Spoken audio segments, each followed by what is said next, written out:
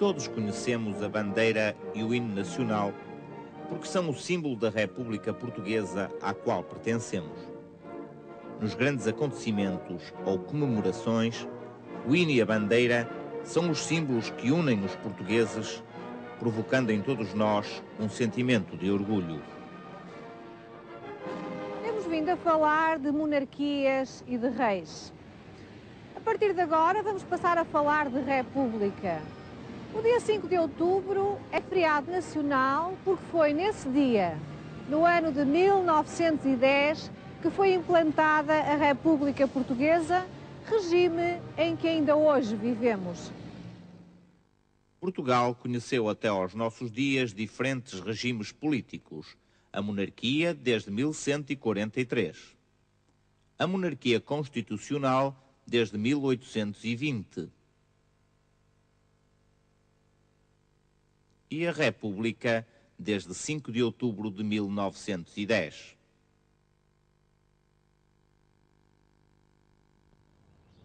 A monarquia constitucional não deu resposta aos graves problemas da sociedade portuguesa.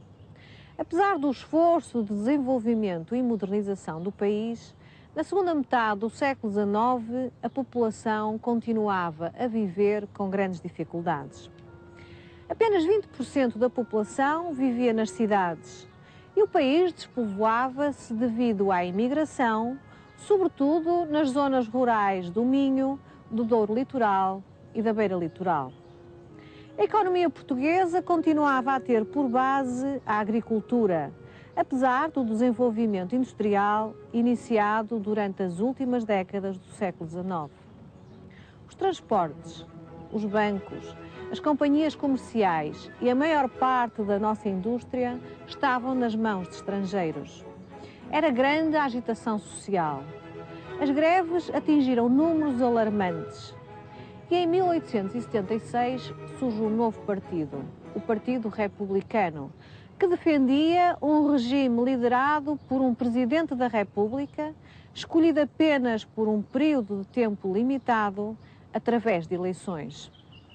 Nos finais do século XIX, deram-se alguns acontecimentos que fizeram com que este novo partido ganhasse mais força e simpatias.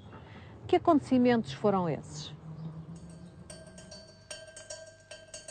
Após a independência do Brasil, Portugal procurou explorar os territórios africanos compreendidos entre Angola e Moçambique.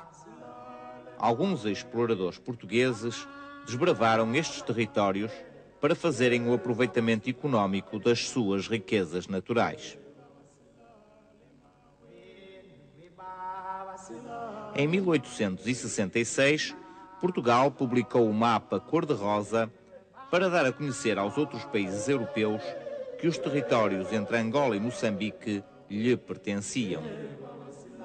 A Inglaterra, no entanto, opôs-se e deu uma ordem ao governo português exigindo que esses territórios fossem por nós imediatamente abandonados.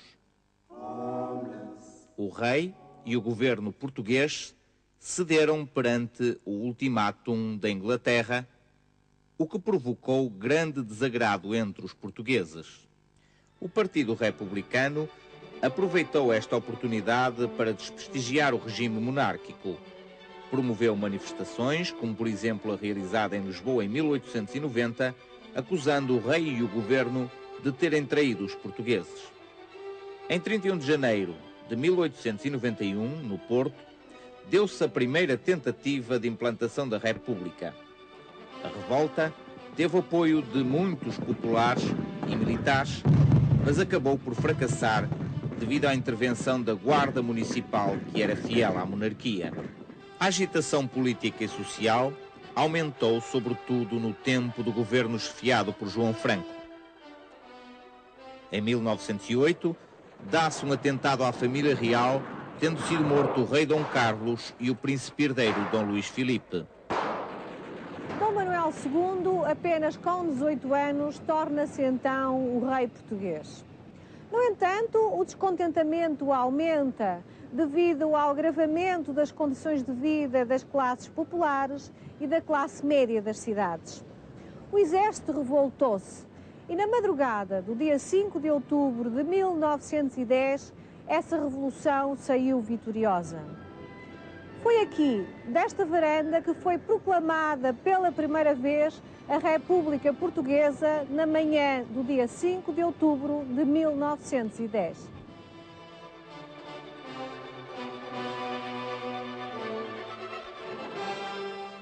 O rei Dom Manuel II abandona então o país.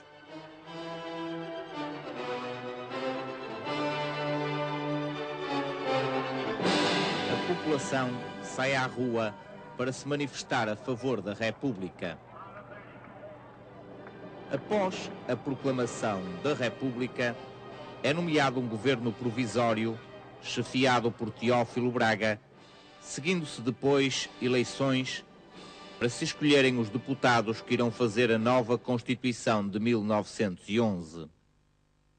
A nova Constituição consagra a República como forma de governo.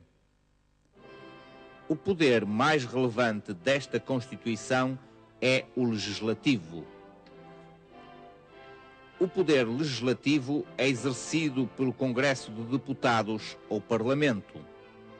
O poder executivo é exercido pelo Presidente da República e pelo Governo. O poder judicial é exercido pelos tribunais. O órgão mais importante da Primeira República é o Parlamento, que elege e pode demitir o Presidente da República. Em agosto de 1911, o Parlamento elegeu como primeiro Presidente da República o Dr. Manuel de Arriaga.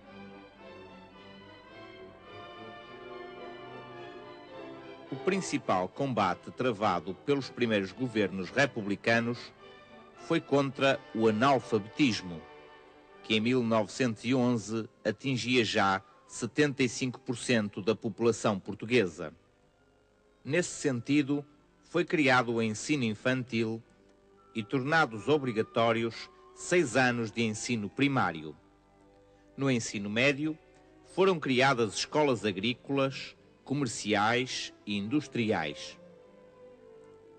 O ensino superior foi alargado às cidades do Porto e de Lisboa, ficando assim o país com 3 universidades: Coimbra, Porto e Lisboa. No domínio do trabalho, surgiram muitos sindicatos que procuravam combater contra as más condições de trabalho dos operários.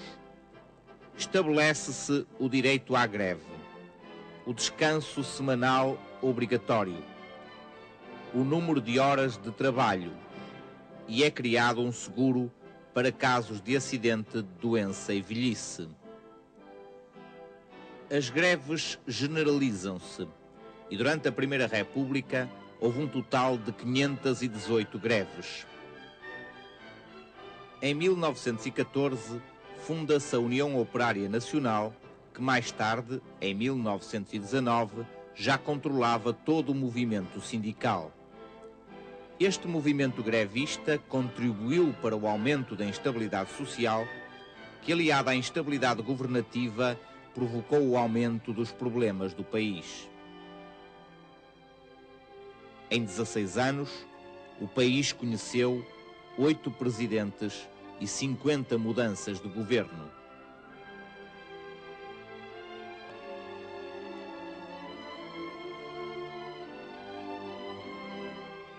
Para tornar ainda mais difícil esta situação, nos primeiros anos da República rebentou na Europa, em 1914, a Primeira Grande Guerra Mundial, em que Portugal participou ao lado da Inglaterra e da França contra a Alemanha. Muitos portugueses morreram, os preços começaram a aumentar e havia falta de alimentos. Com todas estas dificuldades, a Primeira República vai ter o seu termo em 28 de maio de 1926.